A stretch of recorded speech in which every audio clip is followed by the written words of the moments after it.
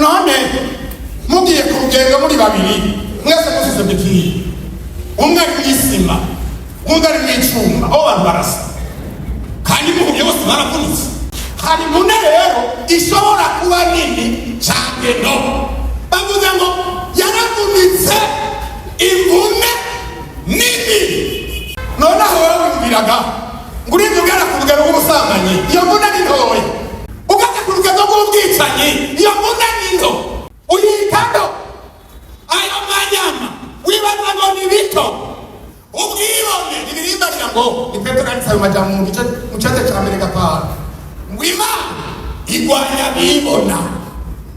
umuntu akwibona ko nimuzohari uramuri ko ni mu ntambara n'Imana atari ubwibone muzi mukiye urengana asekane no wasekana mu Rwanda ho Imana mureki umiriza Imana igwanya bibona bari kwabicisha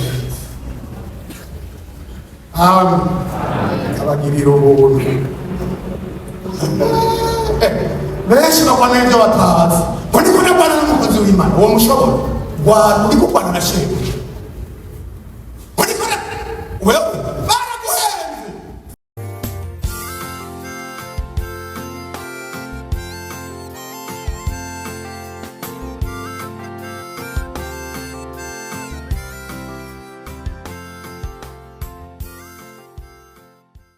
Yesu nashimwe. Amen. Ndabaramukije mu izina rya Yesu Kristo umwami n'umukiza wacu. Amen. Ndashimira Imana cyane iriye neza hamwe namwe, kandi ndashimiye abungere ababyeyi banje banyumviriye aronka umwanya w'icyo mvuze imbere y'ishengero. Yesu ntabwo icyubahiro cyane. Ndagira tudatebeje dusome amajambo y'Imana ubutumwa bwiza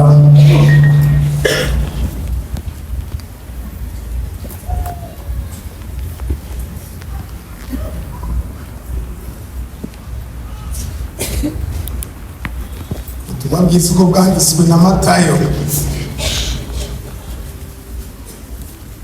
Ntawundi no kwizigira ni wewe ngomba mvura ibikomere byanjye kandi umarire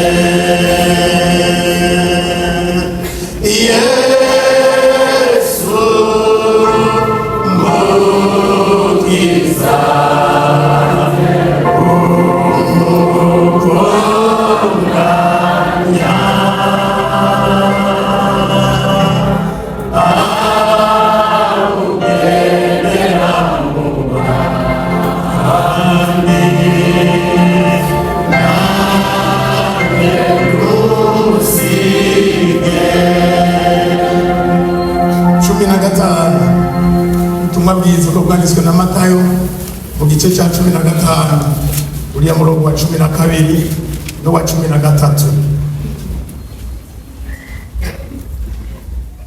Unabigishwa baramwegera baramubarira baturazi yuko abafarisayo bumvise iryo jambo bakavunika umutima. Arabishura ati igitewe cyose Data wo mwijuru atateye kizorandurwa. Imana ishimwe. Nami Yesu urakoze, turagushimiye kutwemereye kubana twebwe twese, kandi ijambo ryawe imbere yacu. Ijambo ryawe rirakomeye, ijambo ryawe n'umuhigi adahigira ubusa, adataha nka Esawu.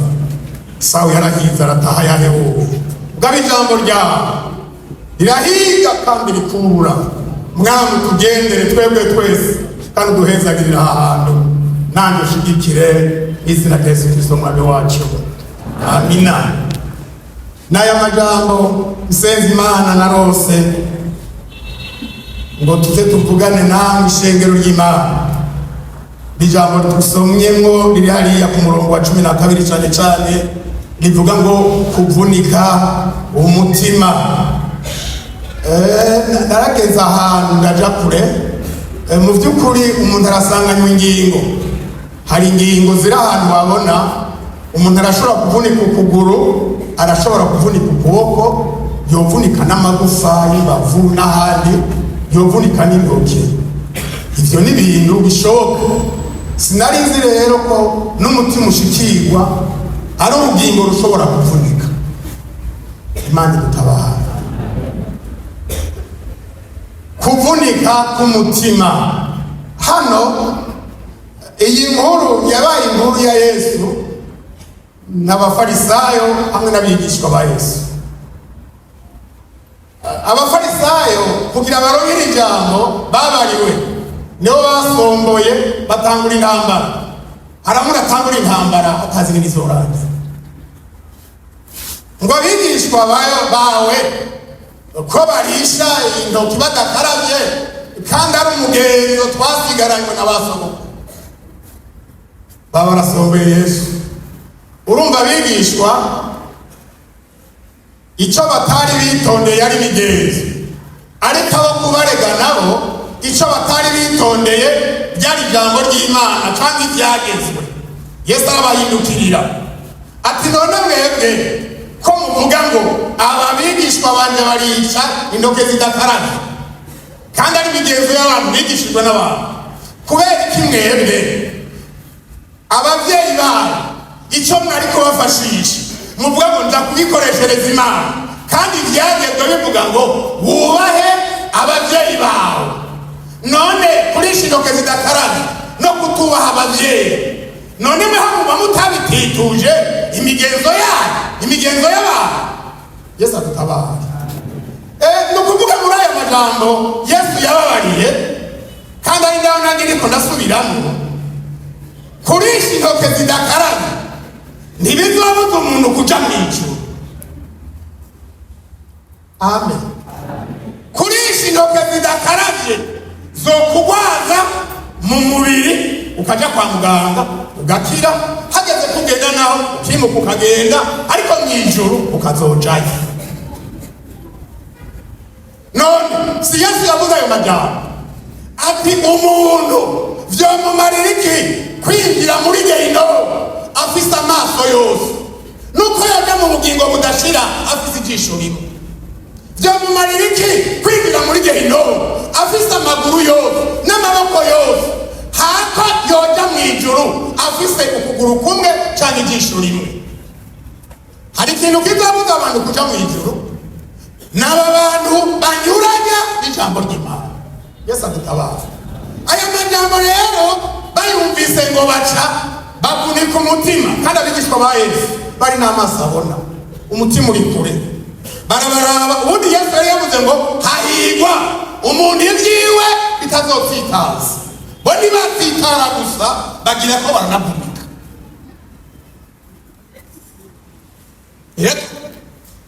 Baravunika. Yesu rero bamubariye ko abigishwa ko babibonye ati rega tekana n'ababarire igituma aba bantu ibyo bubatseko sibyo dafa yateye. Wewe unyumva siza aho wubatse ukaba utubatse kubyo yateye, bitebuke bizopfa. Mari tutabara cyane. Aba ibyo bubatse si ibyagezwe, si ijambo ry'Imana.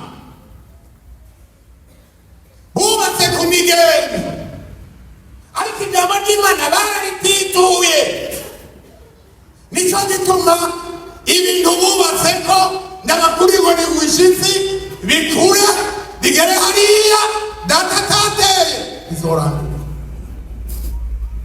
Kandi ntirahanyene, erega abantu baragendana ibyo data atateye muri bo, ibyatewe n'abantu. Niko nasomeye amajambo, soma byinshi.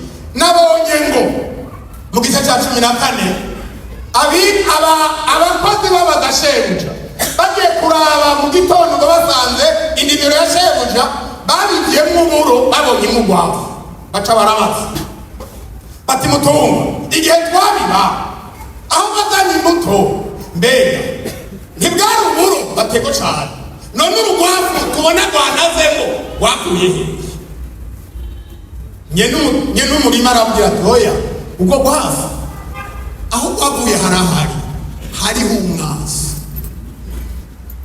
hari ahantu batamenya ko umwanzi abaho, kandi iyo umwanzi yateye umuntu abona uwo bahagararanye. Oya uwo muhagararanye ni igikoresho, kandi uyu mwanzi wacu ntagari ahagarara. Indirimbo ngirani y'amajana 209 uriya muririmbyi yavuze ngo satani ntagira gutu ntiyigendera. Nimuzegera muhurira mu ibarabara ngo nabonye satani uzoba witiranije ibintu. Oya satani ntagaragara, nishari mwe kimwe mu gikomeye, ntiyigendera agira ikintu ahagarayeko.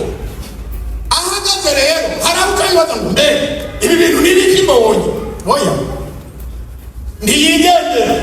Ngaha twariko turavuga ngo ico atateye sindariheba, ikintu atateye kizorandurwa muri ubwo bwato.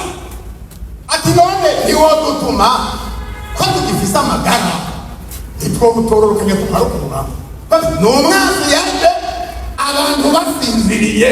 Igihe cyo tuzosinzira umenye ko hari bizokwinjira, igihe cyo tuzosamara hari bizokwinjira, kandi uzovyitura wewe bizagutera ingorane.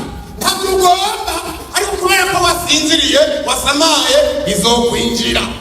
Kandi mu kwinjira ubundi mu bindi y'abantu binjira barasaba uruhuca bakadodora. Vyo mu kwinjira ntibizododora, uzosanga muhagararayo. Kubera iki? Wasamaye wasinziriye. Atoya ntimwokora gutyo. Naho muri abantu beza, muri abantu murashobora kwihenda, murashobora kurandura kujyaniranya urwafu n'uburo. Reka bikurane. Hari abantu bagira ngo mbega ibi bintu ntibabibona, barabibona. Reka none imbere ntiyariyingura, imbere ntiyarigenya. Ubyanze cyangwa ubyemere uburo bwabibwe urasubira bukabagagwa. Ibyo rya kabiri rya gatatu ni ukugenya. Kandi urwafu ntigwitoza ngo najya muranjana muhira gusigara naho ngo barumene. Kandi urwafu rurashamika gusumbya ururo. Ico tujya uyu muntu yaratubwenge abantu babayeho uburo buba. Urwafu ni rwiza mu maso gusumba ururo. Rurirabura, rurabyibushe, rufise amashami menshi. Utabizi wogira ngo ni ruzovu. Ushobora kugira umurimo ugasanga n'urwafu utagiramo namba, kandi bitarayandika wo kwivuga amazina gusumbya abandi. Rore rindira biyandike, rindira bipfumbate, rindira bwere. Niko ndavuga ngo kuvunika umutima. Aba bafarisayo bakunwe n'ibyo bumvise, nawe urashobora kuvunwa n'ibyo bumvise. Baba ariko barumva ayo majambo ya Yesu, kuko Yesu adahagarara ku ruhande rwa benshi, ariko ahagarara ku ruhande rw'ukuri. Ababwira aya majambo ati igiti cyo cyangwa ikintu cyo naho cyogera hehe. Hari abantu bakura bakagera iyo, ariko kandi data atarimo bazomanuka. Reka bazomanuka.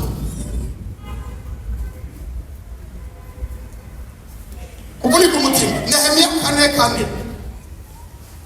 Nehemiya 4:4. Abantu bagenda baravunaguritse, mugabo ubuye tubibona kubera iyo umuntu yavunitse mu byo byabihinda naherako. Iyo avunitse ukuguru baramutabariza kuko birahabona. Iyo avunitse ukuboko baramutabariza kuko birahabona. Urugingo rwose yoboneka mu zigaragara baramutabariza. Ariko kandi ahura n'umuntu yavunitse mu mutima, wahura n'umuntu yavunitse ukuguru. Ahura n'umuntu yavunitse mu mutima, wahura n'umuntu yavunitse ukuboko.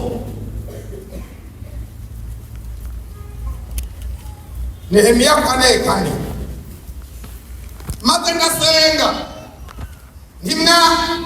n'Imana yacu niwumva ingene dukegerewe ibitutsi byabo abari babisubira ku mitwe ubatange bajyanwe mu mahanga rinyagano ntutwikire igicumuro cyabo ntusibanganye icyaha cyabo ngo kive imbere yawe kuko ijambo ryabo arakavuna mutima kububatsi maritabara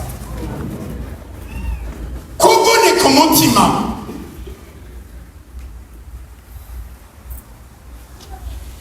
Tobia na Senakeri na Sanibarati Tobia na Sanibarati hatangura Tobia Sanibarati ne babanje arabane kurambo mbega iyo koragiriki harahukora igikorwa ugahura n'umuntu akubwira amajambo yo kukuvuna umutima ugacutuka genda ukamengo wariheze ukamengo urimo ivyo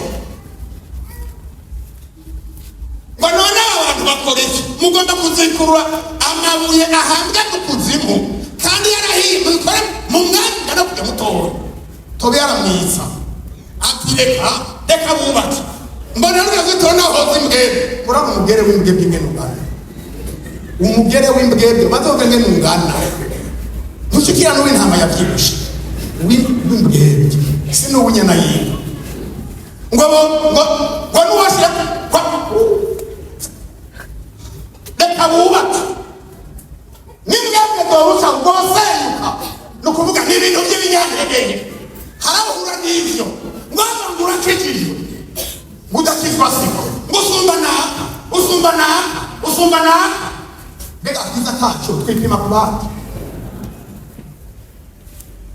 Yesu afite abantu twipima ku bandi agakiza k'umuntu nakiriwe wenyine haleluya nungarimba mvuze ngo jya mu Kristo niyavuze ngo twebwe turi abakristo ubugirane ivugire wewe igihe wazananye nani ntimwahurira abo mwatangura nyigisho z'igice bamwe ntibahuye ko washishikaye abo mwabatirijwe rimwe ntibahuye we ko washishikaye abo mwazanye ku ndwi heze ko no munsi batanu we ko waje wavuze tuko batajana bisigaye agakiza nak'umuntu wenyine kuko umuntu azohagarara imbere y'amateka ya Kristo wenyine atari kumwe n'umugore canke n'umwana canke n'abavyeyi wenyene haleluya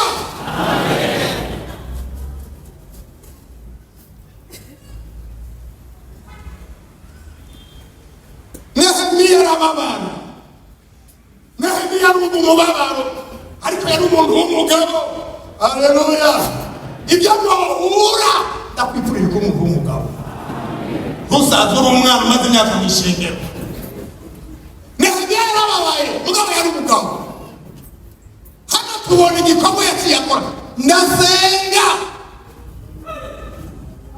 Nehemiya haleluya yari mwibanga yo kugira ngo atarondeye aho basengana wenyene atikoreye indundu nguma mu ngiyo Tanzania ngiyi Kongo ngiyi Rwanda ngihariya mu Myonga n'Imana ngiyo wenyene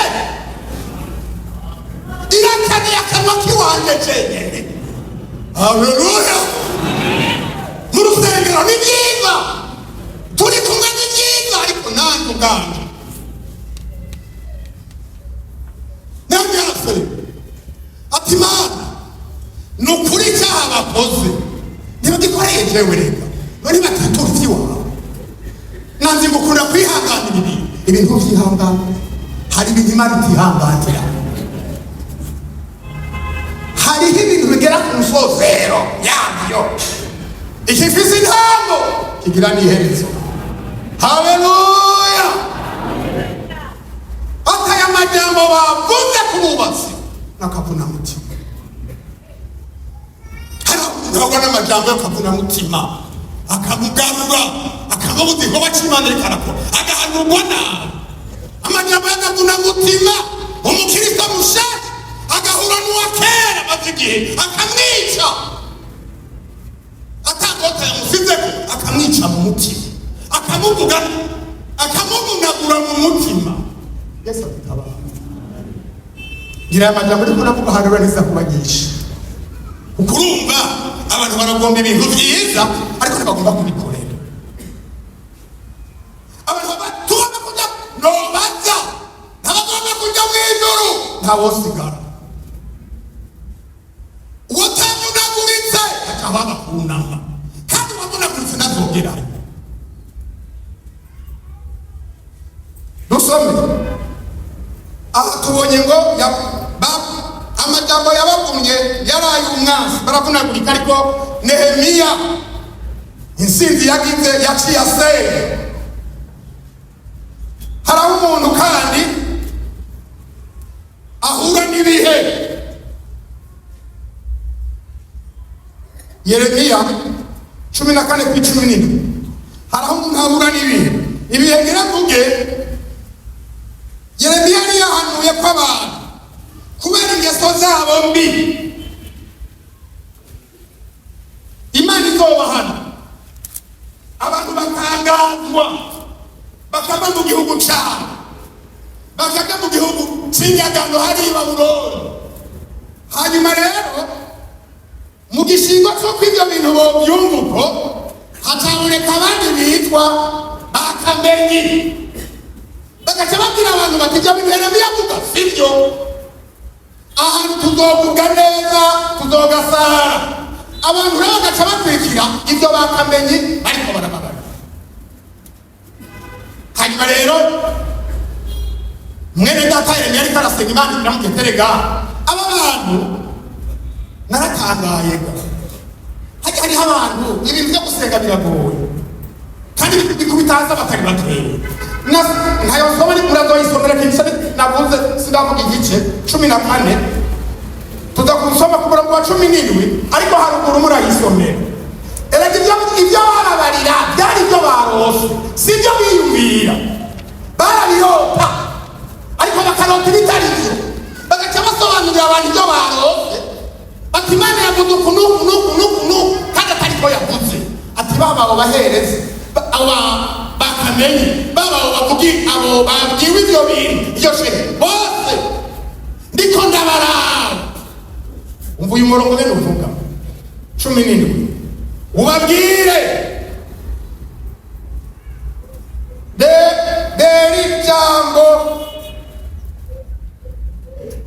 ubabwire nari jambo utamaso yanjye atunduguta amosozi ku murango no mwijoro adahengesha. Kubera iki? Kuko umukobwa w'inkumi ari we bwoko bwacu avunitse, ari n'imvune inganije, ari n'imvune nini, ari n'uruguma rubi rwose. Nasanze muri aya magambo imvune zirasumbana. Abantu barashaka gutwara bekiye batavunitse kumwe. None mugiye ku rugendo muri babiri mwese musize bekiye, umwe mw'isima undi ari mw'icuma, aho abantu barasa kandi muhuye bose baravunitse. Hari imvune rero ishobora kuba nini cyane no bavuga ngo yaravunitse imvune nini. Noneho barabwiraga ngo uri mugera ku rugero rw'ubusambanyi iyo mvune ni ntoya, ugana ku rugero rw'ubwicanyi iyo mvune ni nto, uyitaho ayo manyama wibaza ngo ni bito. Ubwibone ibirimbarira ngo ni Petero kanditse ayo majambo mu gice cya mbere gatanu ngo Imana igwanya bibona. Umuntu akwibona ko ni muzohari uramuri ko ni mu ntambara n'Imana azanye ubwibone muzukiri urengana asekane no basekana mu Rwanda wo Imana mureki ubiriza Imana igwanya bibona bari kwabicisha abagiriro ubuntu benshi bakwana ibyo batazi ngo ndiko ndabana n'umukozi w'Imana uwo mushobora rwanda uri kurwana na shebuja ngo ndiko wewe baraguhenze siko bigenda suko hano ngo ni n'imvune nini n'uruguma rubirwa ariko nacyo bitwara iba nini iba nto umura nini niwapura nto. Haleluya. Ntabasubiza inyuma ngo wowe nini irarengeye oya arazivura akase mudaguheza ariko twigira imbere gatoya. Nabonye amajambo mpakasoma henshi ngene ndasimba mwumviriza mu gitabo gira kabiri ca Samweli mu gice c'icenda umurongo w'icenda mpaba ntandangiriza muri iyo mirongo nyene n'ibitari mike ngene ndasimba ndi kuri iri jambo ry'imvune ndakubwira ico ndayirondera muri aya majambo tugiye gusoma mu gitabo gira kabiri ca Samweli igice ca 9 umurongo w'icenda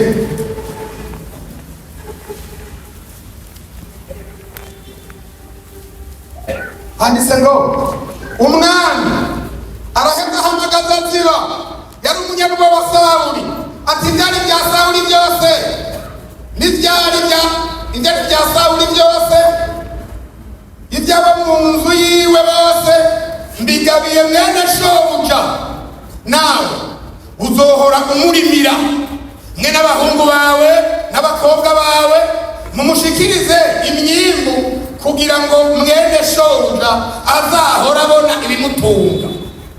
Ariko Mefibosheti mwene shobuja ubwiwe azohora arira ku meza yanjye nanari kandi Ziba yari afise abahungu 15 n'abantu atunze 20 maze Ziba yishura umwami ati ibyo umbariye byose jewe umusabyi wawe niko nzobigenza umwami wanje nyene ingoma.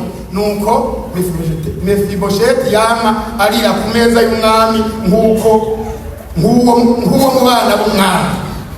Kandi Mefibosheti yari afise akana k'agahungu kitwa Mika. Nuko abo mu rugo rwa Ziba bose baba abantu ba Mefibosheti.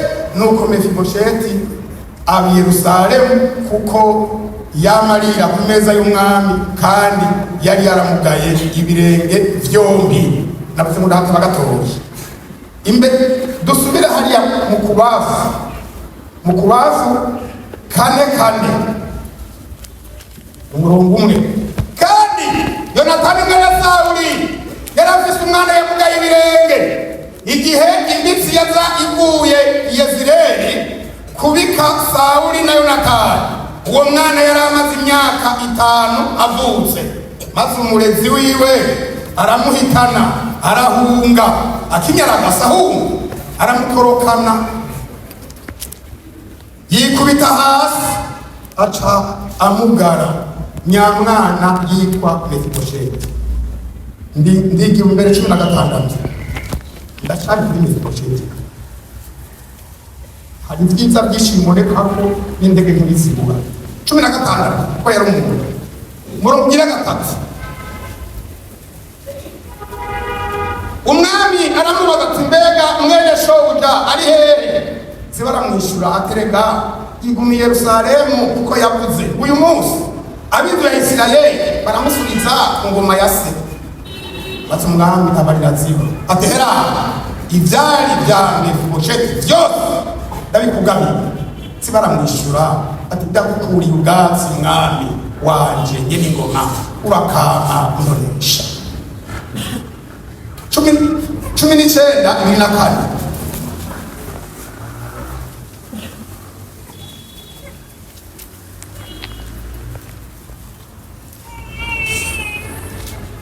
na Mefibosheti umwuzukuru wa Sawuli aramanuka aza gusanganira umwami mwumva y'amagogo uko yarabaye.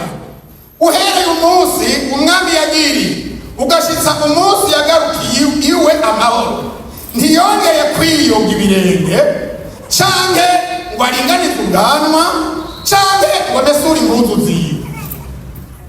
Nuko avuye Yerusalemu gusanganira umwami aramubaza ati mbega niki cakubujije kujana nande ga Mefibosheti?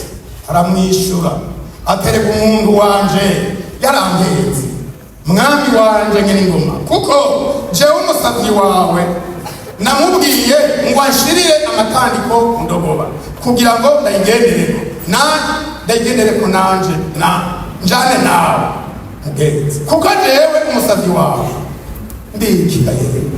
ndikimuga.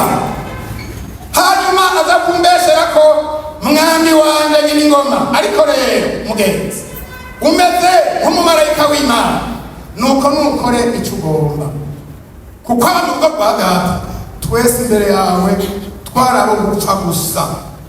Uraheza jewe umusazi wawe ushira mu barira ku meza yawe. None hari ikindi novuga ngo utakambirira mugenzi, umwami aramwishyura ati niki gituma ushishikara kuzana amajambo y'ibyawe. Namaze kubiheza mwinaziba nimugende mugabure iryo tongo. Mefibosheti yishura umwami ati niyagomba natware ryose kizima ugarutse amahoro mu rugo rwawe mwami waje n'ingoma. Haleluya. Aya magambo iri Imana yambaye ubirije amagambo ari muri aya ngoma ko tuvugana. Uyu muhungu wa Yonatani yaragize amageme mabi. Se na sekuru babishe umurezi mwabo nyene yaciye amuhitana atumwana muhungane. Hanyuma ngo ariko aragenda amaze imyaka 5 yari muto acara koroka ngo akoroke mwabonye ngo acara mugabo aho hari n'ibintu bitavugana muravyumva. Ukaraze cyoco mugabo ubanza kuvunika, ushobora kuvugwa nabi ugaca umuganirayo, ushobora kutaronka umugabo ugaca umugara. Hari n'abantu no kwa muganga hasanzwe yivuza nabi agaca akira nabi. No mu gishengero muvyo kugamwiki umuntu ashobora kwivuza nabi mu gishingo cy'umupira agaca mugara. Ibi vyaha vyica abantu bakavyamambo ahanini usanga bavyivuje nabi.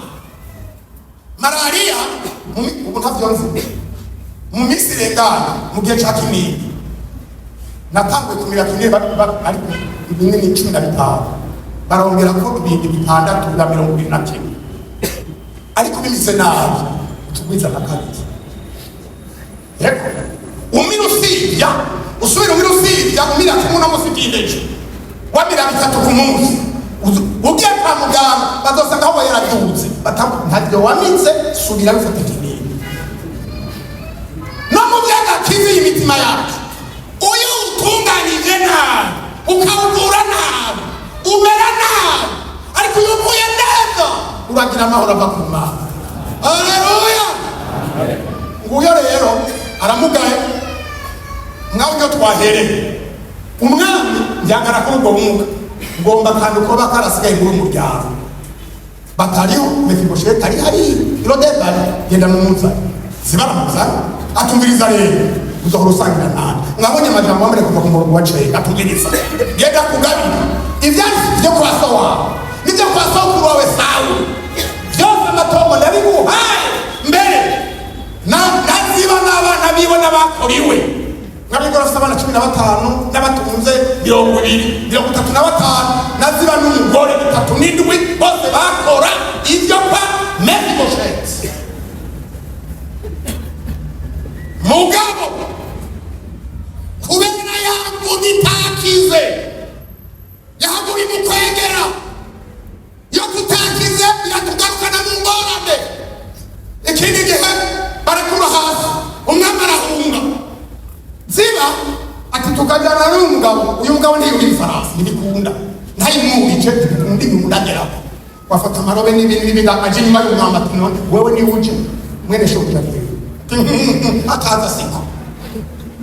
Hari abantu bazi kwicara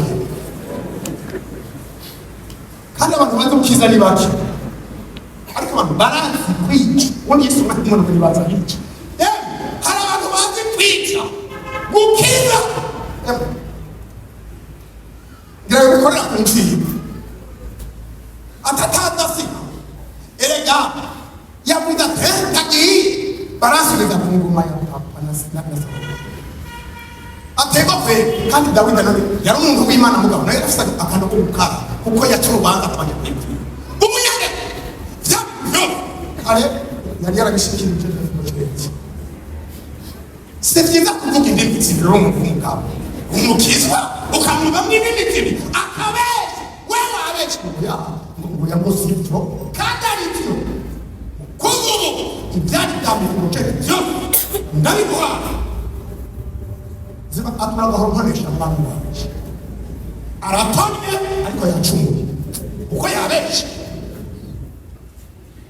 ntutobe ariko uri mu byaha n'amagomba akomeye urashobora kwambara ukaberwa ariko uri mu bwoba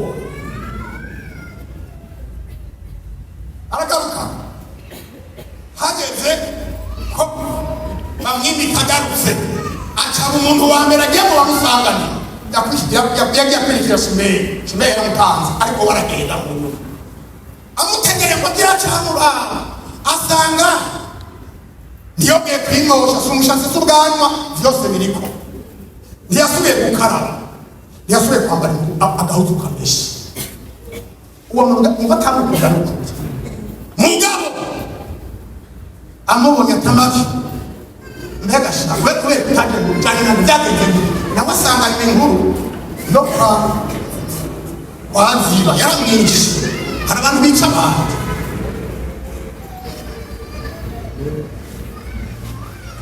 ati mugenzi jeje no sibuwe ndazi kuza kuvyumva naho dusangira amashize ku meza yawe reka ngende kibuka si ngome ndamugaye yarambeshe namugezi ngo tujane abwira ngo araza caraza yarambeshe afumviriza ivyo wisigura byose narende mutubanza genda ivyashowe ivyashe bya mwene shoje ndagenda mu bisani izo ndibire ibyaraswa na sokuru wawe ndabikugami ubwa kabiri ibyari ibyabonye ndabiguhaye wowe ziba ubwa gatatu ibyari byo musange ibyo byashobuja byari afise genda mu bisange mu bantu hari ibintu byinshi cyane ariko yakwegewe n'iki ubumuga imvune itakize imvune yagendanye byarakunze ko asangira n'umwami afise iyo mvune byaramukundi mugabo twebwe izo mvune gutatu ko gusangira neza ibyo zibonera mu mutima oya yagira ubwoko bw'ibintu byawe kugira ngo tutadusangire na Yesu mu bwami bwiwe nuko atamvune yo mu mutima tuba dufise woba warapfundutse ushobora kuvunwa n'ibihe ushobora kuvunwa n'iby'ibura ushobora kuvunwa n'ibyaye ushobora kuvunwa n'ibyaha byawe ntibigaragara mu mubiri ushobora kugendera kuri bekiye imwe iyo n'imvune ntoya cyangwa bekiye zose cyangwa uri kubishezero rani bivane n'imvune mwawe gusenga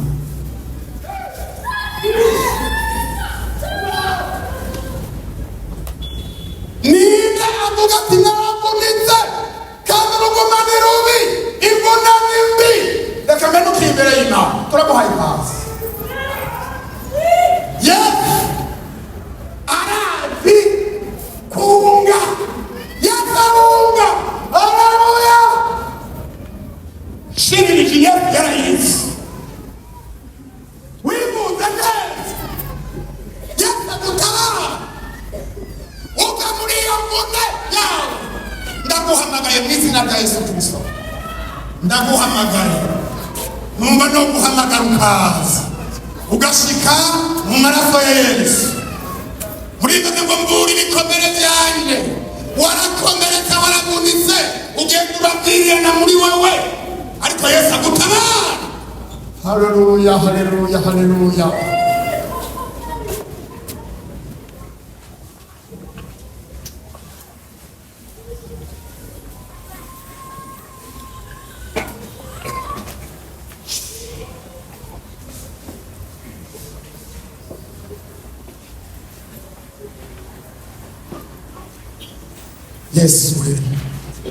Yesu ni muganga Yesu ni muganga hari ibyo abantu babona hari nawe ibyo ubona iyo ni imvune imbere mu mutima ntikibigoye kubona ushobora kuvunwa n'uwo mubana mu rugo bamwe bagenda n'imvune zabo bubatse barasenyaguritse abandi zo mu babana ab'imbandi z'abana ariko emerera Yesu akuvure kuko arabishobora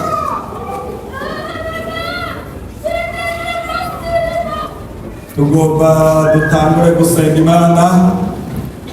Hari bene data badusavye bariko baradukurikira, bene data bari Dubai, bene data bari mu bihugu byo muri Sadeke, aho muri hariya ku kazi n'abamye muhira, n'abariya bari mu buraruko bw'Iburaya mu bihugu bya Scandinavia. Mwese tugira dushike kuri wa mwanya wo gusenga. Nimba muriko muradukurikirana nk'uko mwabisavye, mupfukamaho muri kuko tugira dusenga Imana. Mwami Imana Data wa twese, turagushimiye kuri Imana ikomeye kandi uri Imana itameze nk'abantu. Uri Imana itavuga indimi zibiri. Niwe watumye Yesu Kristo kuza gutabara isi igowe, kuko ijambo ryawe riravuga ngo kuko urukundo Imana yakunze abari mu isi nirwo rwatumye itanga umwana wayo w'ikinege, ng'umwizera wese ntapfe rubi ariko ahabwe ubugingo budashira. Haleluya, haleluya. Iri jambo twakiriye ni ijambo ryiza. Wewe iyo uvuze biraba wategeka bigakomera, nico gituma iri jambo ryawe ryaje. Ibyo Imana itateye byose bizoranurwa. Haleluya. Ibyo Imana itavuze naho haboneka bakamenyi, naho haboneka bacira imanza, naho haboneka bamenye, naho haboneka abanyabwenge bakomeye, ariko icyo Imana itavuze kizoranurwa. Nushimwe Mwami kuzi kurobanura ibyo bavuze, ukabikura mu byo bakamenyi barose, ukabikura mu byo bakamenyi bavuze, ariko ugashigikira ijambo ryawe, kandi ijambo ryawe ntirizogenda ubusa, rizogaruka rishikije icyo baritumye gukora. Ziba yari kibugarira ku meza y'umwami, ariko gateranya amaze kuza bituma umwami ahusha avuga indimi zibiri, kandi yarakwiye gutumbereza kuko yahuye n'abagoreka. Erega hariho imanza zipfa ku busa kuko habaye bagateranya, kuko habaye bakamenyi, kuko habaye abagurishwa n'ibinyoma, hari abantu bazimira bagata inzira, hari abantu barekura umusaraba, hari abantu baca mu nzira z'ibigabamande, ariko kuri kw'ijambo ry'Imana kuriho bakibaza ko agakiza ari ak'ikivunga, agakiza ni ak'umuntu, umuntu yarahawe ku giti ciwe. Nico gituma no kw'iherezo azoshobora guhagarara wenyene imbere ya shebuja. Haleluya, haleluya. Aba bantu rero Mana baciye bugufi, reka ikiganza cawe Mwami kibakoreko, reka imbabazi zawe zibakoreko, reka ubwiza bwawe bwongere bukore kuri aba bantu, ongera ukangura imitima yabo ukundi gusha, ongera uhezagire abantu bawe, reka ubwiza bwawe Mwami bwongere bwigaragaze, aba bantu baronke imbabazi. Mwami, Mwami, Mwami, ninde ameze nkawe? Ntawe uriho. Wewe uraharira, wewe uragororotse, wewe uruta bakamenyi, wewe uruta abanyabwenge b'isi, wewe uri hejuru y'amajuru, uri Imana ishoboye byose. Turagukuriye ubwatsi Imana, turagukuriye ubwatsi ko atawe uzokoresha, turagukuriye ubwatsi ko atawe uzokoresha, kandi turagukuriye ubwatsi ko atawe uzokubuza gukora, turagukuriye ubwatsi ko atana kimwe cyakunaniye uzobigaragaza Mana. Uri Imana ishobora byose, kwizeye Imana ivuga, kwizeye Imana ikora, kwizeye Imana izoca imanza zigororotse kandi zibereye. Urakoze kuri umwami kandi kubwiye imbabazi abantu bawe, natwe tugusenze gutyo mu izina rya Yesu Kristo umwami n'umukiza wacu, amen. Yesu nashimwe. Turagomba gusengera uyu muntu afite ikibazo kanaka, kandi Yesu ni munini. Bibiliya ivuga ngo hariya mu Baheburayo ngo dukwiye kuyikorera Imana tuyubaha kandi tuyitinya. Irakwiye kubaha kubera iki? Ivuze ngo genda ukize ntabwo urabihindura, kandi ivuze ngo ukwiye gupfa ugenda ubonye. Ni inyamubasha rero yabwiye yabwiye wa mukenyezi ngo genda ukire rwose kandi ukiri utago cawe haguruka gusenga Imana sabe kujenga gusenga Imana